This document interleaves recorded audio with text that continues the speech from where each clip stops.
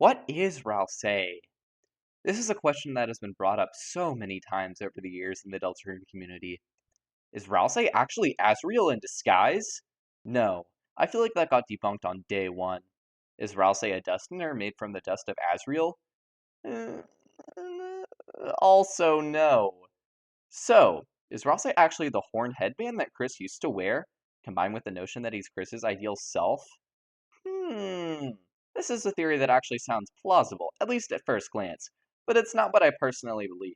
The problem with this theory that Ralsei is a generic object like the green crayon or the headband is that Ralsei is clearly not a normal Darkener. He can travel to dark worlds at will, claiming that he hurried over when he felt a dark presence. Since all regular Darkeners in the light world are inanimate objects that can't move at will, Ralsei must have had some kind of special ability that allows him to travel between worlds, which likely also ties into the fact that he can survive every dark world without being turned into stone. If Ralsei was an object like Chris's old horned headband, Chris would have to be carrying him along with him to each dark world, which would mean that Ralsei would have to be lying about hurrying over to the dark worlds by himself. Keep in mind, Ralsei is knowledgeable about the light world, so if he really was an object, he would definitely know about Chris transporting him from world to world. And in Chapter 2, when we're leaving the castle along with Lancer and Rules, both of them actively climb inside of Chris's pocket while Ralsei stays behind waving, as if he is going to stay in the Castletown Dark World.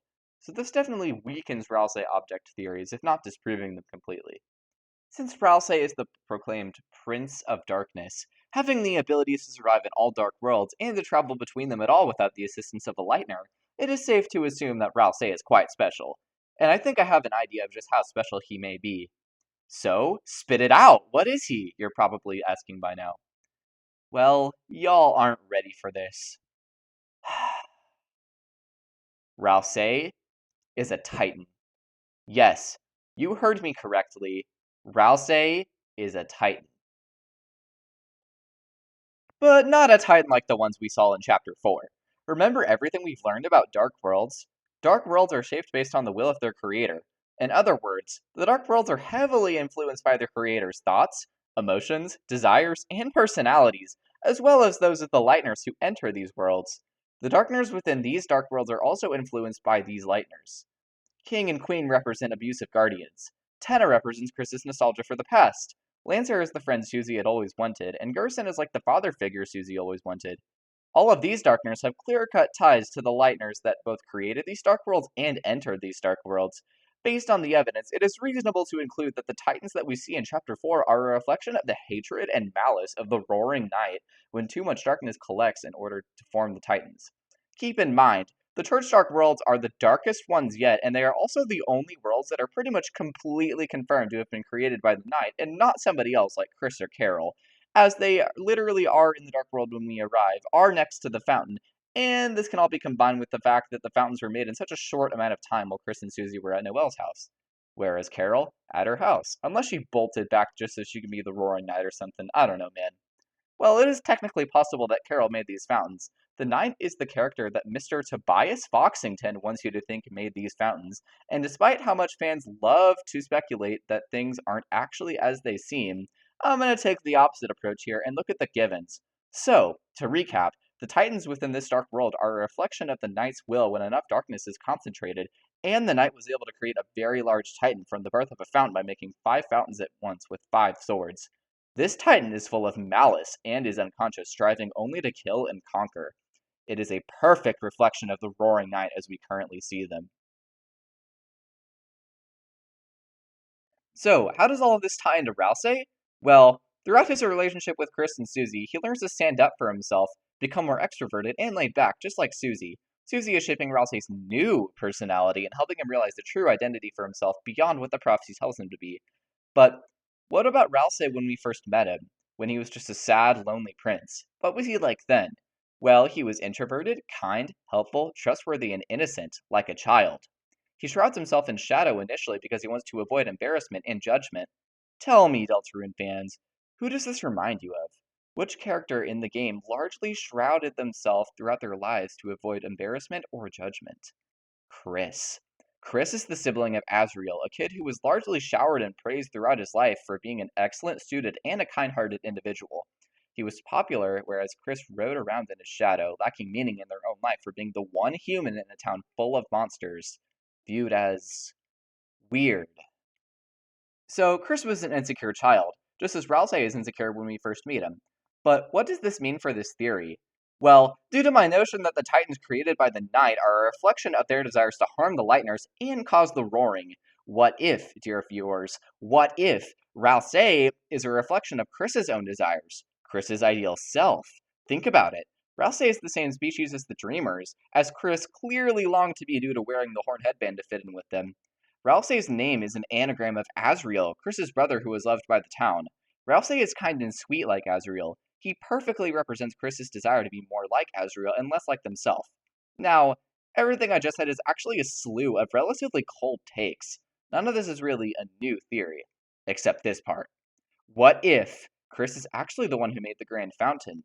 This is something I don't really see a lot of theorists discussing. The Grand Fountain is much different from the fountains made by both the Knight and Chris. Their fountains were not pure and could only hold darkness for a very specific amount of time before they were turned to stone. This is a reflection of the impurities of these creators, but the Grand Fountain isn't? What makes this fountain so special? Well, since the fountains made by Chris and the Knight reflect their impurities, imperfections, and insecurities, what if the Grand Fountain was made by someone who didn't have any of these? A young child, perhaps. But who? Ladies, gentlemen, and everyone in between, Chris is the creator of the Grand Fountain. But not the Chris we know and love. A younger Chris. A more innocent Chris. A Chris that hadn't yet been traumatized by a terrible event involving one of their best friends, or a secret servitude to a certain knight and or the mayor of hometown. Chris made the Castletown fountain years earlier. But how? How did no one discover the fountain until recently? Well, think about the state of the unused classroom right next to the closet. It's, well, unused, and due to the very messy state it's in, I don't think people really enter it anymore, or just that whole area of the school in general. Notice how the classroom to the left is locked, and none of the other classrooms in the school are locked?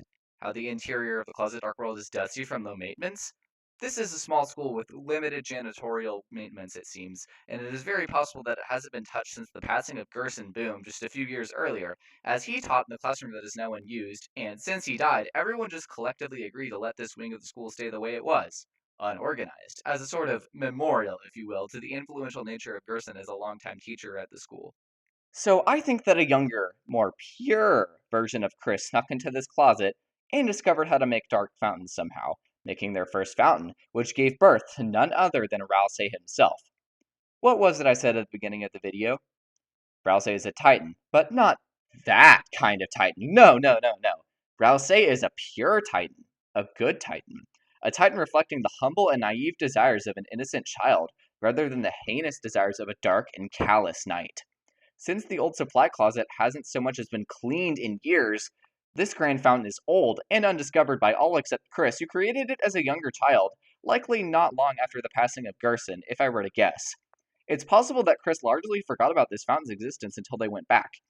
Do you remember a whole lot from your childhood? Exactly. It's the nature of our brains to forget events that occurred while it was still in the early stages of its development, and even under the assumption that Chris is high school age, so presumably around 16 years of age, if they made the fountain when they were 12 or 13, being confused about all the smoke inexplicably coming out of the ground, why wouldn't they turn tail and run, not coming back for fear of getting in trouble for stabbing the floor with a knife? Chris would eventually return to this fountain years later during the events of Chapter 1 after so many other traumatic events occurred and finally see what they had created all those years ago. Meanwhile, Ralsei, the lonely prince birthed from the fountain, has had time to study the prophecy by reading books that very possibly might have been in the closet already, providing Gerson stored some of his own books in there while teaching. Ralsei bases his entire knowledge off of reading these books, like an impressionable child.